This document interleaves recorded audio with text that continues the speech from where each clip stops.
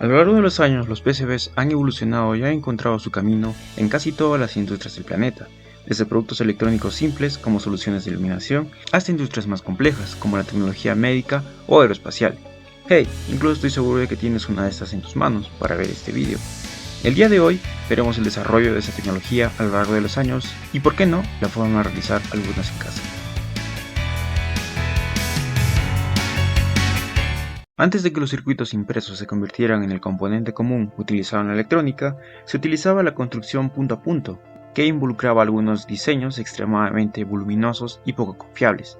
Para prototipos o pequeñas series de producción, la envoltura de alambre conocida como wire wrap o placa de torreta, turnboard, eran más eficientes en su momento. El ingeniero austriaco Paul Eisler inventó el circuito impreso como parte de un equipo de radio mientras trabajaba en Inglaterra cerca de 1936.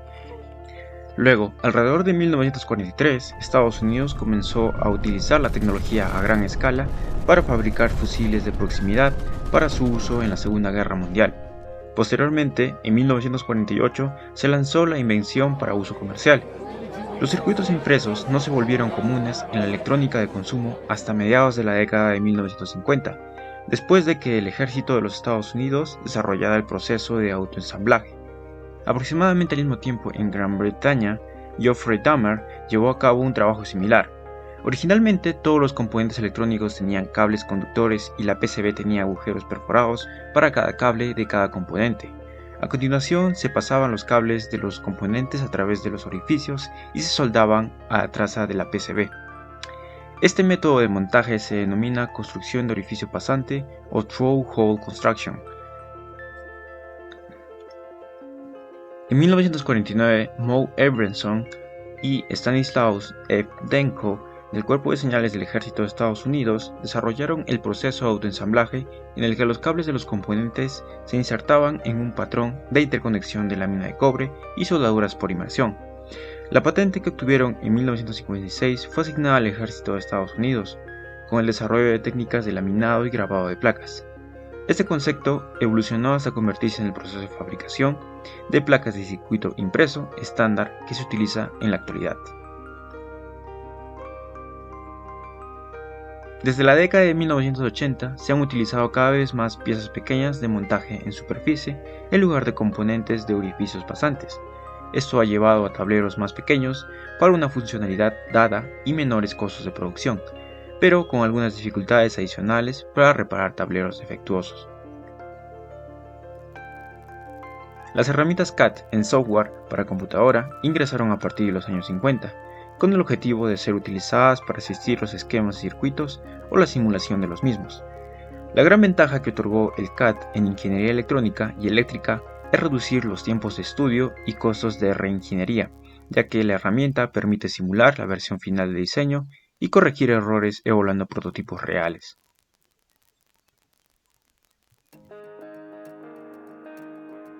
Una placa de circuito impreso es una superficie constituida por caminos, pistas o buses de material conductor laminadas sobre una base no conductora que sostienen mecánicamente un conjunto de componentes electrónicos. Las pistas son generalmente de cobre, mientras que la base se fabrica generalmente de resinas de fibra de vidrio reforzada, cerámica, plástico, teflón o polímeros como la baquelita o celuloides. Hay varios tipos generales de placas de PCB, cada una con sus propias especificaciones de fabricación, tipos de materiales y usos particulares. A continuación veremos rápidamente las más difundidas. PCB de una sola capa. Es elaborada en una sola capa de material base o sustrato. Un lado del material base está cubierto con una fina capa de metal, generalmente de cobre, y son fácilmente de diseñar y fabricar.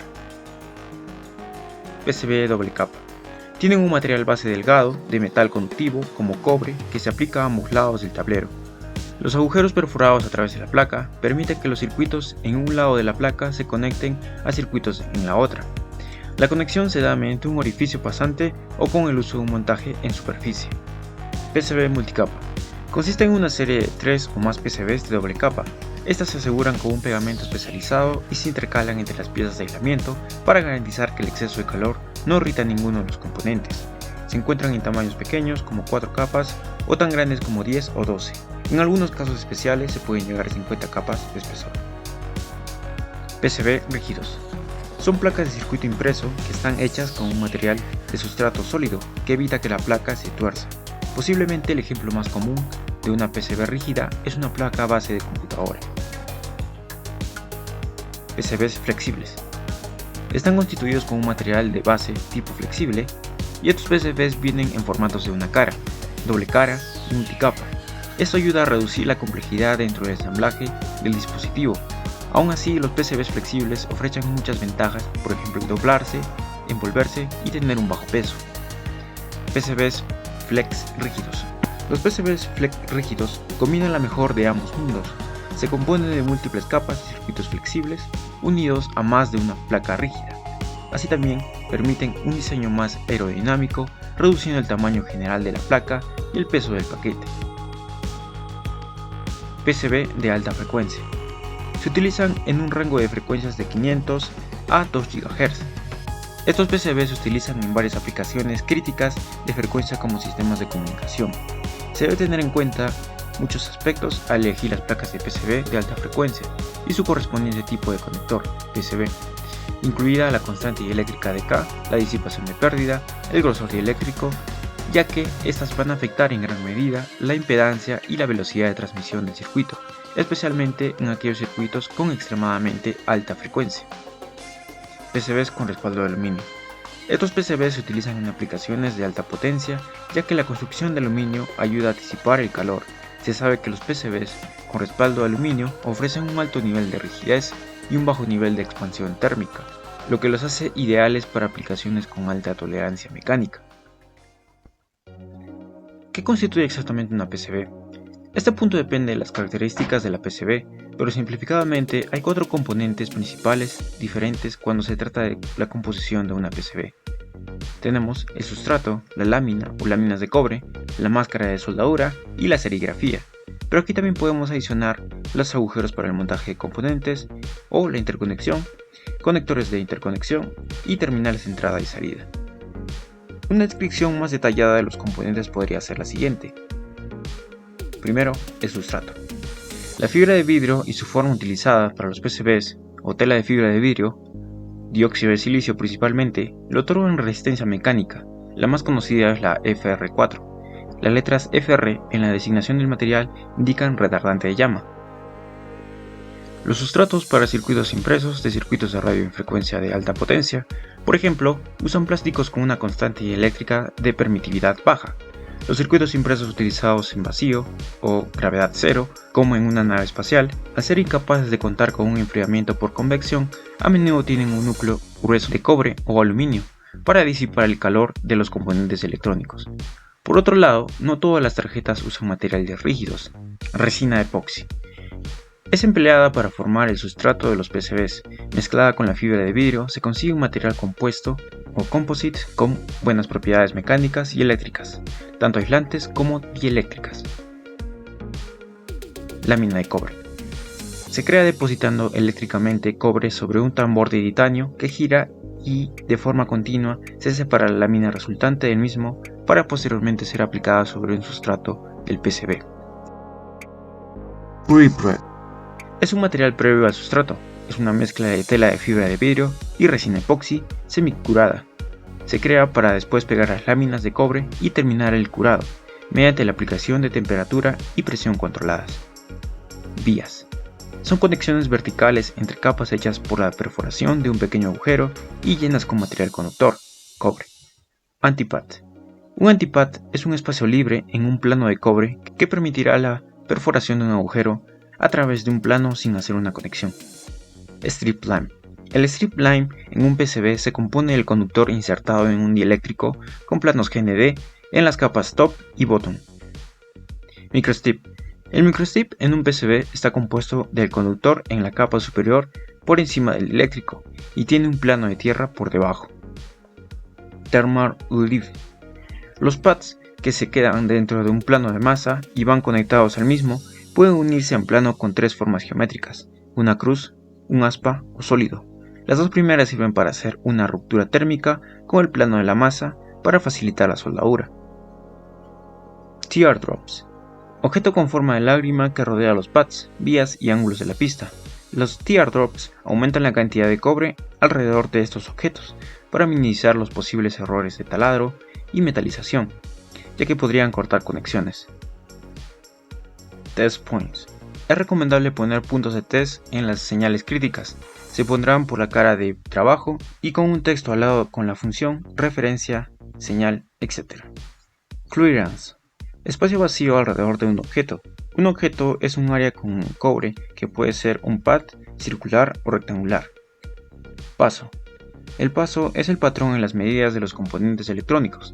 En los componentes tradicionales, este patrón es de 1/10 de pulgada o 2.54 milímetros.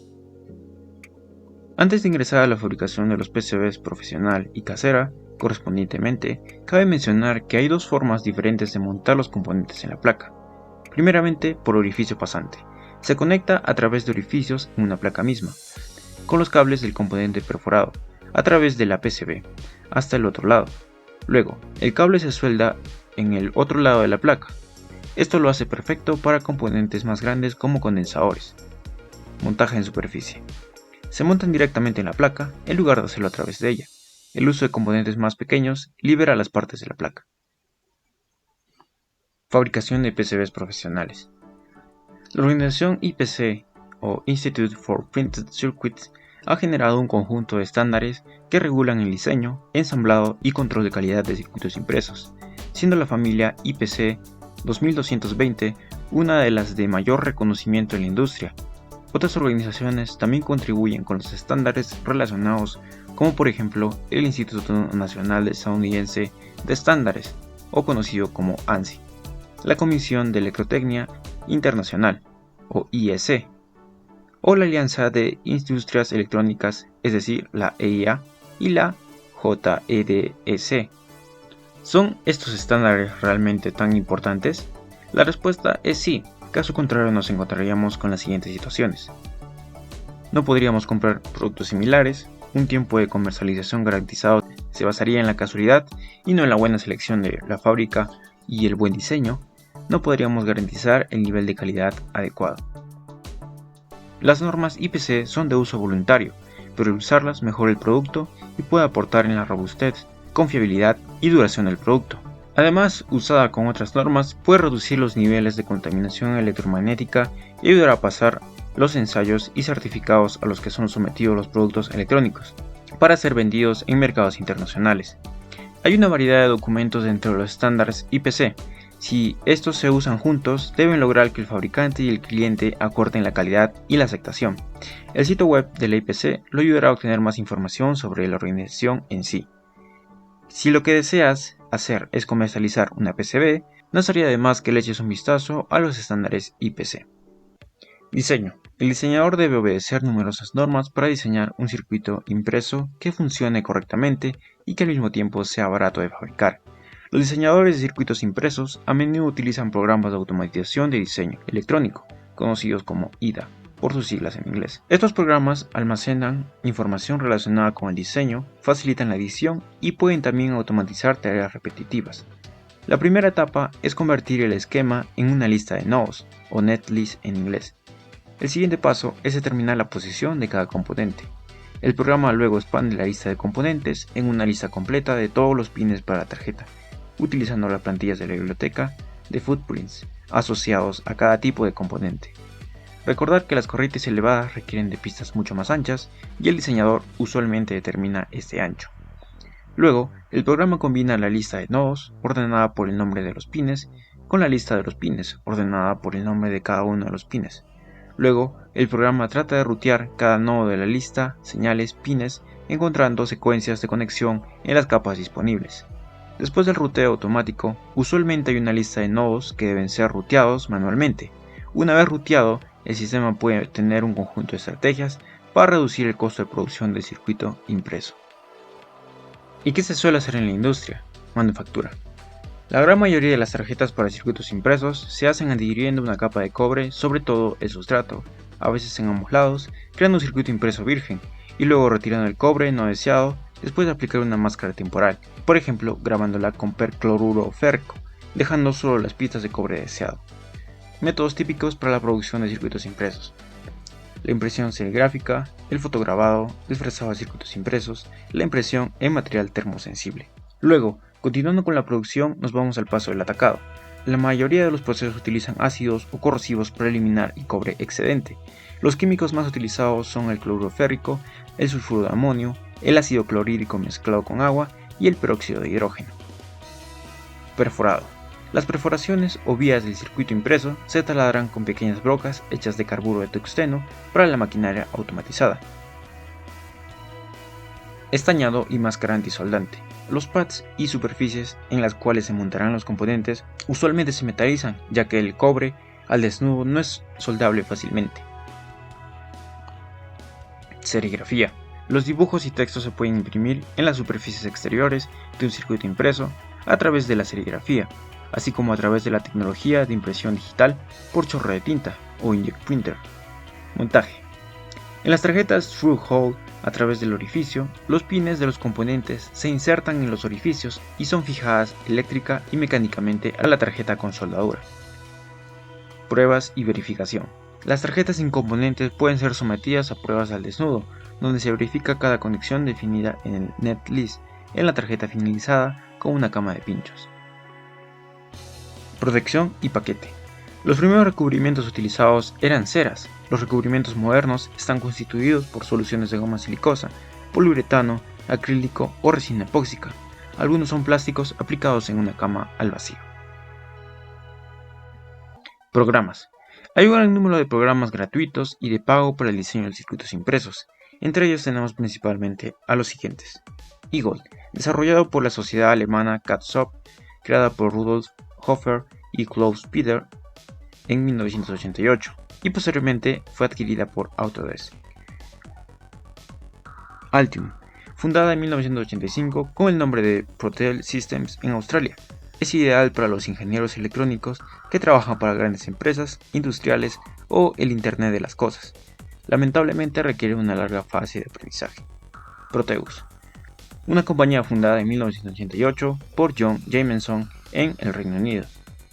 KitKat es una suite de software libre y de código abierto para el diseño de PCB. Fue desarrollado por Jean-Pierre en 1992. Este software de diseño incluye la gestión de esquemas, el enrutamiento de PCB y la posibilidad de modelado en 3D para los ingenieros electrónicos. OrCAD PCB Designer, creada en 1988 a partir de la fusión de SDA Systems y CAD. Design Spark es un software de CAD electrónico resultante de la colaboración entre el principal distribuidor de componentes del mundo, RC Components, y el desarrollo de software Number One System, CAD-SOR. Este programa, desarrollado originalmente por Rascal Redac, posee un entorno completo para el diseño de tarjetas electrónicas, desde la concepción inicial hasta la fabricación del producto. Spring Layout es un programa informático para el diseño del prototipo electrónico, editado por Abacon, gracias a una buena ergonomía y a las capacidades dignas de un software profesional. Easy EDA es un paquete de herramientas EDA gratuitas sin instalación basadas en la web y la nube, que integra un potente diseño de esquemas, un simulador de circuitos de señal mixta y diseño de circuito impreso en un entorno de navegador multiplataforma, integrado para ingenieros electrónicos, educadores y estudiantes. Frixing. Frixing es un programa libre de automatización de diseño electrónico que busca ayudar a diseñadores y artistas para que puedan pasar de prototipos, usando por ejemplo placas de pruebas, a productos finales. En realidad, dentro de la parte de lo que es el software, tenemos mucho más programas, los cuales son los siguientes.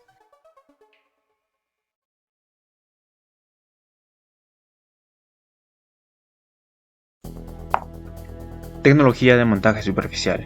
La tecnología de montaje superficial fue desarrollada en la década de 1960, pero ganó impulso en Japón en la década de 1980 y se hizo popular en todo el mundo a mediados de la década de 1990. Los componentes fueron mecánicamente rediseñados para tener pequeñas pestañas metálicas que podían ser soldadas directamente a la superficie de los circuitos impresos. Los componentes se hicieron mucho más pequeños y el uso de componentes en ambos lados de la tarjeta se hizo mucho más común, permitiendo una densidad de componentes mucho mayor. El montaje superficial o de superficie se presta para un alto grado de automatización, reduciendo el costo en la mano de obra y aumentando las tasas de producción. Fabricaciones caseras. Dentro de las fabricaciones caseras puedo hacer una compilación y clasificación de acuerdo a las herramientas o el insumo que se emplean. Dentro de estas tenemos fabricación por ataque químico o método del ácido. Este método se basa en quitar las partes no deseadas de cobre de la placa virgen a través de cloruro férrico, principalmente, aunque también suelen emplearse otros ácidos o corrosivos. Básicamente necesitamos recubrir la parte que deseamos mantener con algún tipo de producto resistente al ácido y sumergir la placa en el mismo para que se lleve el cobre. Dentro de este método podemos encontrar otras subcategorías que tienen nombres propios en el conocimiento popular. Pasaré a describirlos rápidamente. Método del rotulado. Este método emplea rotulador o plumón indeleble con la finalidad de cubrir las pistas de acuerdo al diseño que deseamos obtener y luego sumergir la placa en algún ácido que reaccione con el cobre para posteriormente limpiarla con agua. Aquí puedes calcar el diseño previo con algún software como Proteus o también puedes diseñarlo de acuerdo a tu intuición propia. Método del tóner o planchado. Aquí empleamos tóner, del inglés de tinta seca, procedente de una impresión de una impresora láser. Es muy importante que sea de este tipo, ya que el ácido no tiene un efecto corrosivo sobre este. Así también, para mejores resultados, se sugiere emplear papel cuché. El método consiste en imprimir el diseño del PCB realizado previamente a través de algún software en papel cuché. Luego, a través de algún equipo con suficiente temperatura, pasamos a plasmar las resinas termoplásticas del tóner realizada en la impresión en el papel sobre la placa de cobre, previamente limpiada cuidadosamente. Generalmente se emplea una plancha, pero también podrías emplear una enmicadora. Luego de tener plasmado el diseño en el cobre, retiramos los trozos de papel sobrante con un poco de agua y sumergimos la placa en el ácido y limpiamos posteriormente con agua. Método con rayos UV. Este método es muy similar al anterior. Necesitamos trozos de plástico fotosensible y el diseño del circuito en físico, con los colores invertidos o en negativo, preferiblemente por una impresora láser para tener una mejor resolución, pero también puedes emplear una inyección. Limpiamos la superficie de la placa de cobre y colocamos sobre esta el trozo de plástico fotosensible y el trozo de papel, en el orden mencionado. Luego de ello, colocaremos un poco de aceite sobre el papel, y este se adherirá con el plástico con mayor rapidez. Los expondrás alrededor de 5 minutos a la luz ultravioleta y sumergirás posteriormente en soda cáustica, para retirar el plástico sobrante, quedándote solamente con las pistas que deseas. Culminarás sumergiendo el conjunto en ácido y limpiándola con agua para tener lista tu PCB. De hecho, este proceso es similar a la impresión de los circuitos integrados sobre obleas de silicio, solo que se cambia el plástico por una tinta fotosensible y los rayos UV son dirigidos según un patrón que se desea plasmar sobre la superficie, y los productos químicos son distintos para la corrosión de materiales no deseados. Fabricación por devastado o corte. En este método la fabricación se emplean fresas o puntas de corte para quitar fragmentos de la capa de cobre y del sustrato de la placa virgen a través de una fresadora CNC o un protecortador de vinilo. Dentro de estos tenemos dos subcategorías. Primero, PCB Milling. Mediante un software que permita leer G-code previamente de la obtención de las coordenadas de movimiento de la imagen del diseño del PCB, colocarás la PCB en la cama de la CNC o eje X, encenderás el motor del eje Z y la máquina se encargará de quitar las partes de la capa de cobre del sustrato. Es recomendable cuando se realizan soldaduras de componentes SMD, ya que el tiempo que consume el realizar el proceso en algunos casos puede ser excesivo a comparación con otros métodos como los de ataque químico. PCB Cutting. Mediante un plotter cortador de vinilo recortarás cinta de cobre o vinilo de cobre con el diseño que deseas plasmar. Luego, a través de un papel sticker o cinta, retirarás las pistas deseadas y las colocarás en la superficie que deseas para montar los componentes. Fabricación por deposición de material conductor. Deposición de estaño, placas preperforadas. Este método requiere una placa preperforada en la cual se encuentran agujeros separados a una distancia predeterminada, similar a la distancia de las patillas de los circuitos integrados. En esta placa tendrás que colocar cada uno de los componentes y soldarlos de acuerdo al esquemático de tu circuito. Las uniones se hacen con estaño, en el caso que las conexiones sean cercanas, construyendo pista a pista, o con algún cable si son demasiado distantes. Impresoras dedicadas. Consiste en la deposición de una pasta conductora sobre el sustrato dieléctrico o preferiblemente una placa no conductora a través de una impresora dedicada para este fin. Uno de los representantes para realizar este proceso es Voltera V1, placas caseras especiales, PCB transparente. Esta consiste en tener algún sustrato dieléctrico o placa no conductora, generalmente vidrio o acrílico, sobre la cual se colocan las pistas de cobre. A pesar del beneficio estético, también podrías obtener circuitos de diferentes materiales que puedan ser afines a tus objetivos, como flexibles o aplicaciones para radiofrecuencia. Para colocar las pistas de cobre puedes elegir dos métodos, o dos subcategorías, el proceso similar al PCB cutting, o a través de un vinilo de cobre o cinta de cobre, que la colocarás con las dimensiones de tu circuito sobre el sustrato dieléctrico o placa no conductora, primeramente. Luego, a través de la impresión láser de tu circuito y con la ayuda de una plancha o un imitador, plasmarás el circuito sobre la parte de cobre, tal igual como el método del toner o planchado. Luego sumergirás el conjunto en ácido y se retirará las partes no deseadas del cobre. Los componentes los puedes colocar por montaje superficial o por orificio pasante. Si lo realizas en vidrio, solamente podrás realizar mediante soldadura superficial, ya que perforarlo no es muy viable.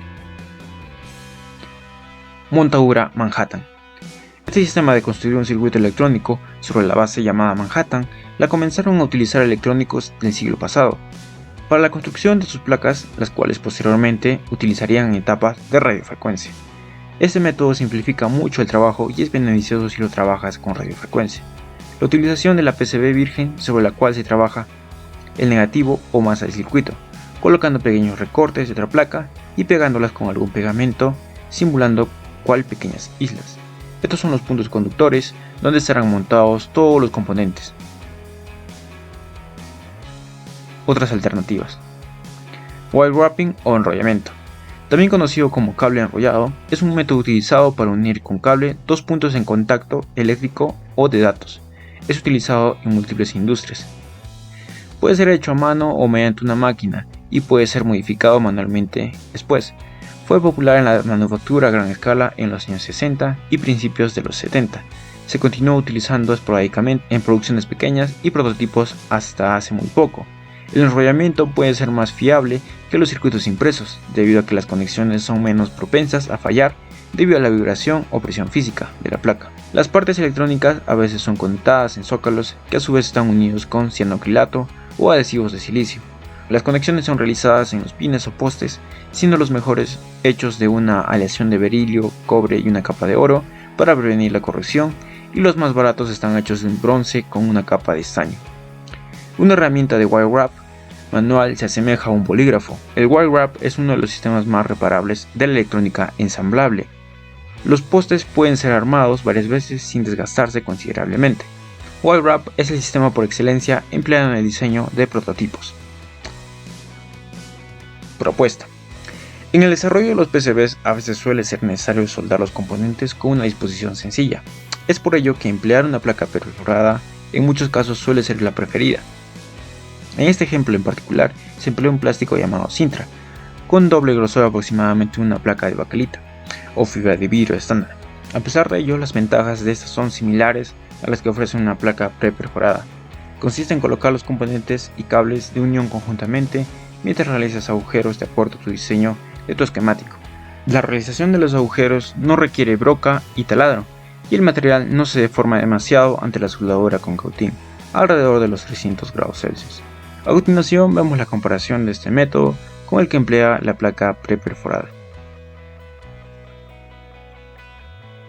Hubo un tiempo durante la cuarentena donde requería realizar una PCB, pero no tenía una placa de cobre para lograrlo, y las distribuidoras se encontraban cerradas, lamentablemente, así que me encaminé a obtener una a partir de los modelos tradicionales.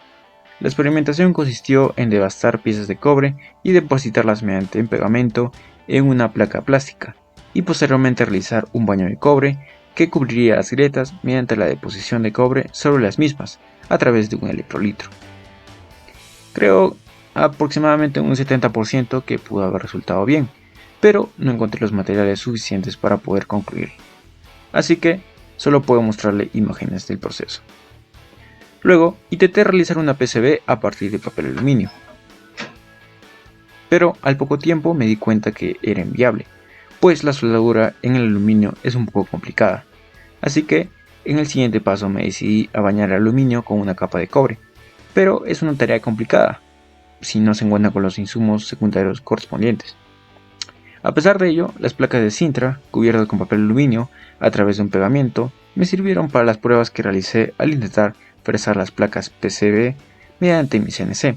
Después de todos estos experimentos, llegó un envío de una cinta de cobre que pedí algunos meses atrás, y esto, conjuntamente con un poco de ácido, me permitieron realizar la placa PCB que intentaba fabricar. ¿Cuál es mi método preferido? Depende mucho de la complejidad del equipo que desarrolle. Generalmente, si es sencillo a medio complicado, lo suelo realizar en protoboard o placas preperforadas o algunas veces en el método propuesto.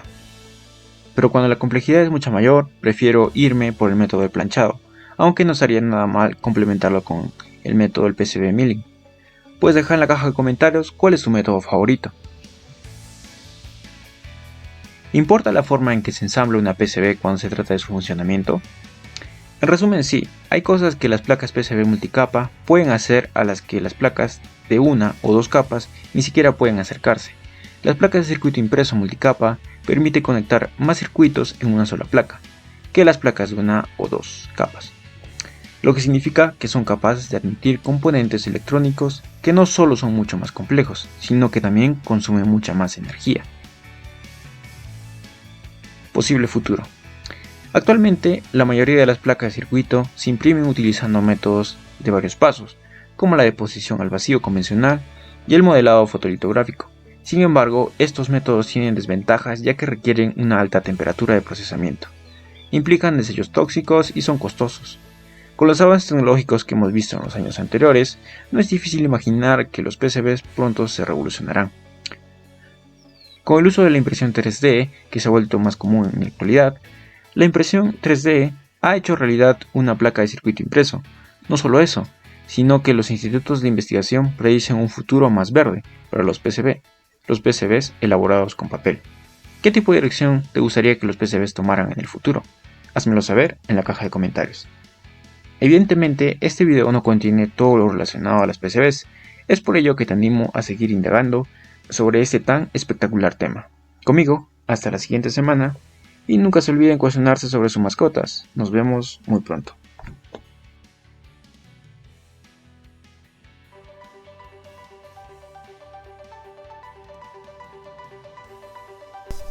Espero que les haya agradado y no olviden de seguirme en mis redes sociales, darle like y compartir para que su servidor pueda continuar con nuevos proyectos que ilustren nuevo conocimiento a ustedes. Un abrazo y hasta la próxima.